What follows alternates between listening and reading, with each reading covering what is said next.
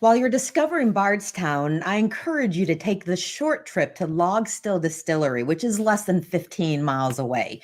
President and distiller J.W. Dant, who goes by Wally, joins us this morning to share a story really of heritage and revival. I find the story fascinating. So, Wally, your family has a really rich history in the bourbon business that dates back to the 1830s. Hmm. How did Still Distillery come about?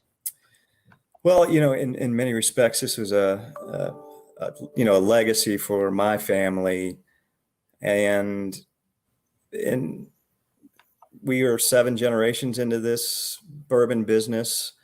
My grandfather was the last to be in the distilling business. He retired in 1974, and so we have the Dants have been around at that bourbon industry for quite some time, and this was a way for me to give back to the local community, to resurrect our old distillery here in Gethsemane, and really live a legacy, bring a legacy, and revive a legacy back, and bring our name back into the bourbon business again.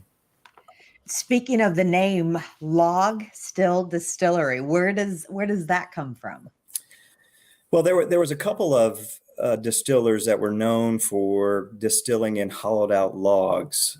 Wathen was one, and J.W. Dant, my great grandfather, was another. And it was a way for those that couldn't afford copper. Copper stills, I think they were made in Pittsburgh at the time. So this is, again, back in the 1830s. And so it was frontier ingenuity that said, hey, instead of a copper still, why don't I try it in a hollowed out log? And so we believe, just through family lore, that he began in a hollowed out log. He's one of the known distillers that are known to do that. And by making a consistent product, he was pretty successful at it. And that's how the J.W. Dant brand became known at that point in time, and until he could afford to buy a copper still himself. Now, what will you be distilling? We will be doing traditional high rye bourbons, which is what the Dant family is known for. And we actually have the old mash bills that J.W. Dant had at the time, so we know what those are. And we're able to reproduce the yeast that was actually used on site. So our process is really going to be an homage back to his original recipes that he used here on site. So we've got the high rye bourbons. We also are doing some rye whiskeys, as well as some gin. And, that gin contains, I think, some botanicals that we're trying to source locally to really add our flavor to our flavor profile to gins. So, what would somebody experience on a trip to Still Distillery? Because I know, you have a tasting room, bed and breakfast. This is all new, but again, with a rich history. You're combining both. Yeah. What we've tried to do here at Log Still is a little bit different. We're looking to make it a destination place for not only bourbon enthusiasts, but for families of bourbon enthusiasts. And so we have a bed and breakfast. We're working with the Kentucky Railway Museum on the train line, having a depot out here at our distillery, being able to stop at our distillery, disembark there, enjoying the day, enjoying the lake that we have, an 11-acre lake that's going to have the opportunity for kids and families to go fishing.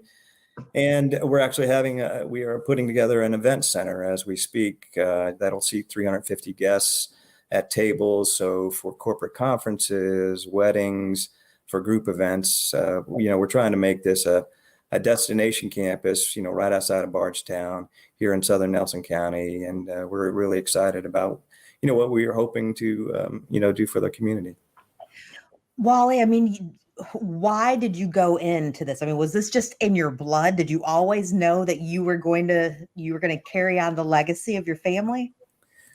Well, yeah, for all of us, Dants, I would tell you, and there's quite a bit of them either here or in Kentucky in general. I think all of us, since the family sold out of that brand in the early 40s, thought, hey, wouldn't it be cool to bring the Dant name back into the business again?